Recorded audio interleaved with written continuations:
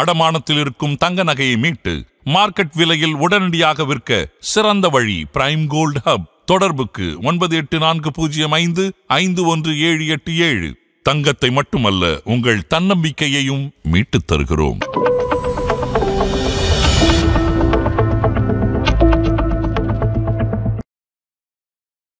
ஆதன் business நேயர்களுக்கு வணக்கம். நான் ஆர்த்தி ஸ்ரீனிவாசன். வணக்கம் மேம். இன்றைய ஃபினான்ஷியல் மார்க்கெட் கண்டிஷன்ல ஃபண்ட் மேனேஜருடைய ரோல் எந்த அளவுக்கு மேம் இம்பார்ட்டன்ட்டாக இருக்கு? மியூச்சுவல் ஃபண்ட்ஸ்ல பாத்தீங்கன்னா நிறைய ஃபண்ட் இருக்கு. ஒவ்வொரு ஃபண்டுக்கும் ஒவ்வொரு அப்ஜெக்டிவ், ஒவ்வொரு தீம் இருக்கு. ஒவ்வொரு ஃபண்டுக்கும் அதுக்காக ஒரு ஃபண்ட் மேனேஜர் இருப்பாரு. அவர் என்ன பண்ணுவாரு அப்படின்னா, உங்களை மாதிரி என்ன மாதிரி மியூச்சுவல் ஃபண்ட்ல இன்வெஸ்ட் பண்றாங்க பாத்தீங்களா, அந்த பைசா எல்லாத்தையுமே எதுல இன்வெஸ்ட் பண்ணலாம் அப்படிங்கிற டிசிஷன் அவர் தான் எடுப்பாரு. இப்போ எக்ஸாம்பிளுக்கு ஒரு ஹைபிரிட் ஃபண்ட் அப்படின்னு நம்ம எடுத்துக்கிட்டோம்னா, அது காம்பினேஷன் ஆஃப் ஈக்விட்டி அண்ட் டெப்ட். இப்போ டெப்ட் அப்படின்னா எந்த இன்ஸ்ட்ருமெண்ட்ல இன்வெஸ்ட் பண்ணலாம் அப்படிங்கிற டிசிஷன் எல்லாமே அவர் தான் எடுப்பாரு.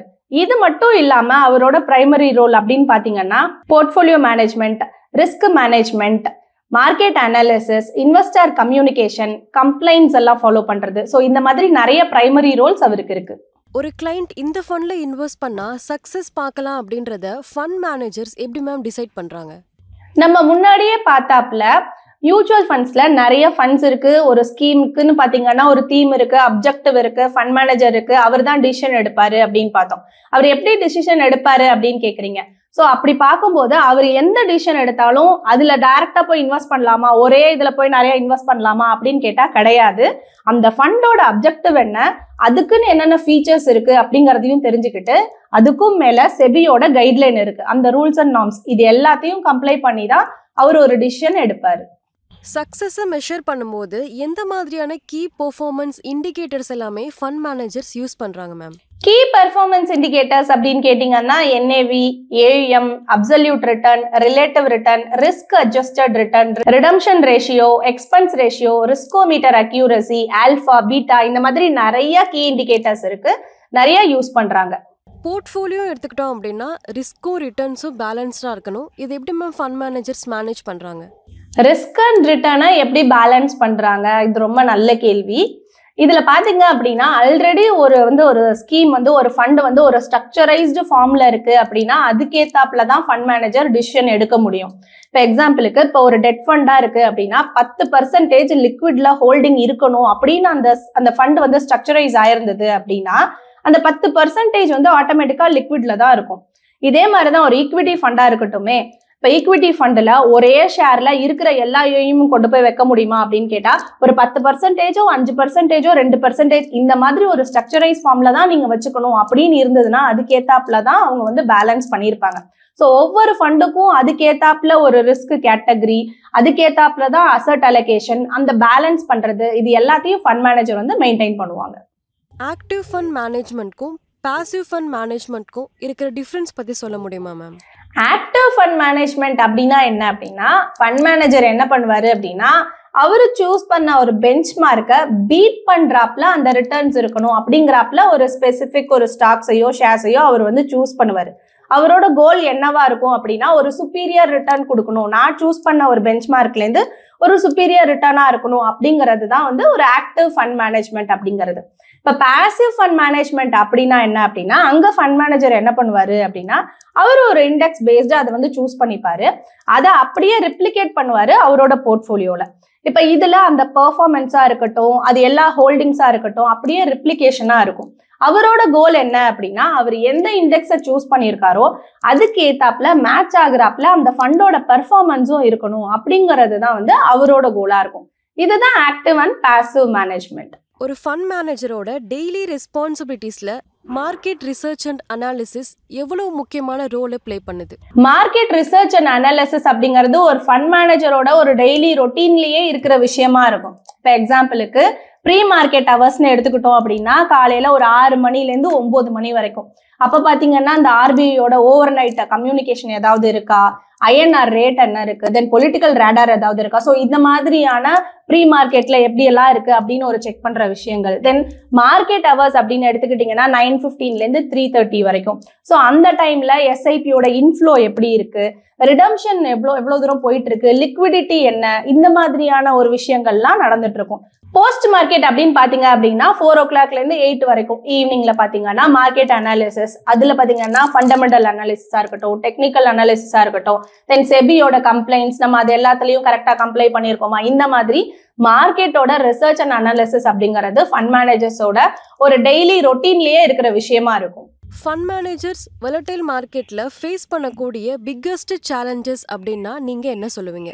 ஃபண்ட் மேனேஜர் அப்படிங்கிற ஒரு விஷயத்த வந்து நம்ம அப்புறமா பார்க்கலாம். ஆஸ் அ மியூச்சுவல் ஃபண்ட் இன்வெஸ்டரா இந்த மாதிரி மார்க்கெட் வொலட்டாலிட்டி அப்படிங்கும்போது நம்ம என்ன செய்யறோம் அப்படிங்கறத நம்ம பார்க்கணும். நிறைய பேர் என்ன பண்றாங்க, எஸ்ஐபியை ஸ்டாப் பண்றது, பார்ஷியலா வித்ட்ரா பண்றது, இல்லைன்னா ஃபுல்லா வித்ட்ரா பண்றது, இந்த மாதிரி எல்லாம் ரிடம்ஷன் கொடுக்கறது, இந்த மாதிரி எல்லாம் பண்றோம் பாத்தீங்களா. இதுதான் ஃபண்ட் மேனேஜருக்கு லிக்விடிட்டி மேனேஜ்மெண்ட்ல இருக்கிற ஒரு பெரிய சேலஞ்சுனே சொல்லலாம். ஆஸ் அ மியூச்சுவல் ஃபண்ட் இன்வெஸ்டரா ஒரு லாங் டேர்முக்கு நான் ஒரு எஸ்ஐபி மாதிரி இன்வெஸ்ட் பண்றேன், ஒரு பெரிய அசட்டை நான் பில்ட் பண்ணணும் அப்படிங்கிற ஒரு கோலோட நான் இன்வெஸ்ட் பண்றேன் அப்படின்னா இந்த மாதிரி ஒரு ஷார்ட் டேர்ம் வொலட்டாலிட்டியில வரும்போது அந்த ரிட்டர்ன்ஸ் அப்படிங்கிறத விட்டுட்டு நம்ம மார்க்கெட்ல இன்னும் ஆவரேஜ் பண்றதுக்கு என்ன பண்ணணுமோ அதை பண்ணணும்.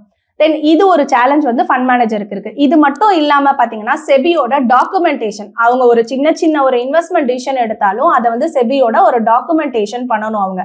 தென் இன்வெஸ்டர் கம்யூனிகேஷன், எவ்வளவு தூரம் ரிலையபிளா ஒரு ட்ரஸ்டபிளா அந்த டீடைல்ஸை வந்து நம்ம கிட்ட கொண்டு வந்து சேர்க்கறாங்க அப்படிங்கிற ஒரு விஷயம் இருக்கு. ஒவ்வொரு ஃபண்ட் மேனேஜரும் ஒவ்வொரு ஸ்ட்ராட்டஜியை யூஸ் பண்ணுவாங்க.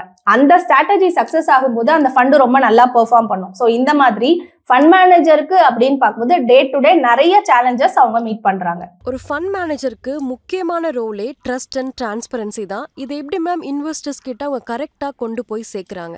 இதுல பாத்தீங்க அப்படின்னா ஒரு ஃபண்ட் மேனேஜரா இருக்காரு அப்படின்னா அவரு ரெகுலர் அண்ட் கிளியர் ரிப்போர்ட்டிங்.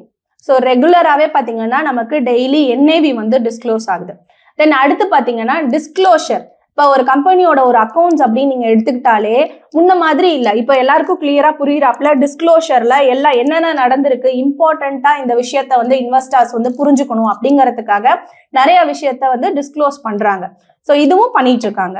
எல்லா அசெட் மேனேஜ்மெண்ட் கம்பெனிஸுமே பார்த்தீங்கன்னா ஃபேக்ட் ஷீட்ஸ் ப்ரொவைட் பண்ணுறாங்க.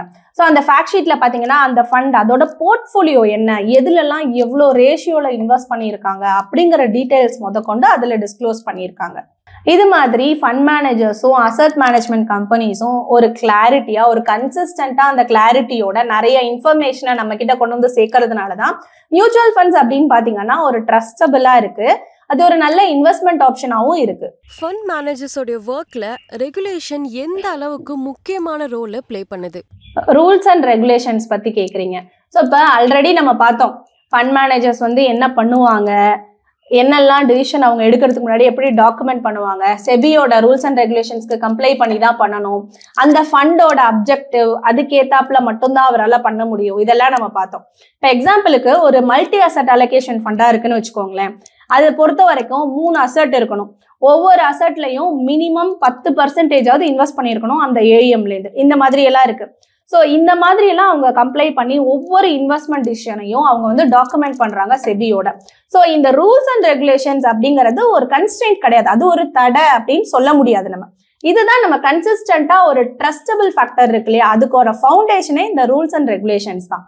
ஓகே மேம், இப்போ லாஸ்ட் கொஸ்டினா பார்த்தீங்கன்னா ஆர்டிஃபிஷியல் இன்டெலிஜென்ஸ் எல்லா துறையிலுமே கால் பதிக்க ஆரம்பிச்சிருச்சு. அதே மாதிரி ஃபண்ட் மேனேஜர்ஸோட ஆப்ரேஷன்ல இந்த ஆர்டிஃபிஷியல் இன்டெலிஜென்ஸ் எந்த அளவுக்கு மேம் பெர்ஃபார்ம் பண்ணுது?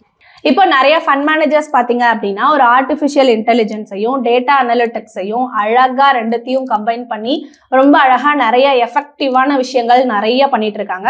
ஸோ அவங்களோட டிசிஷன் மேக்கிங் இன்னும் நிறைய இம்ப்ரூவ் ஆகுது, அவங்களுக்கு டைம் பார்த்தீங்கன்னா நிறைய சேவ் ஆகுது. ஸோ இந்த மாதிரி டெக்னாலஜியை ரொம்ப எஃபெக்டிவா நிறைய ஃபண்ட் மேனேஜர்ஸ் யூஸ் பண்ணிக்கிட்டு இருக்காங்க. இன்னும் ஃபியூச்சர்ல பார்த்தீங்க அப்படின்னா இந்த ஆர்டிஃபிஷியல் இன்டெலிஜென்ஸ் டெக்னாலஜி அது கூடவே ஹியூமனோட ஒரு ஜட்மெண்ட் இது ரெண்டும் சேர்ந்தது அப்படின்னா ஒரு ஆக்மெண்டட் இன்டெலிஜென்ஸ், அதுல தான் நம்ம அடுத்து டிராவல் ஆகும். இவ்வளவு நேரம் எங்ககிட்ட ஃபண்ட் மேனேஜர்ஸோட ரோலை பத்தி ரொம்பவே தெளிவா சொன்னீங்க. நன்றி மேம். நன்றி.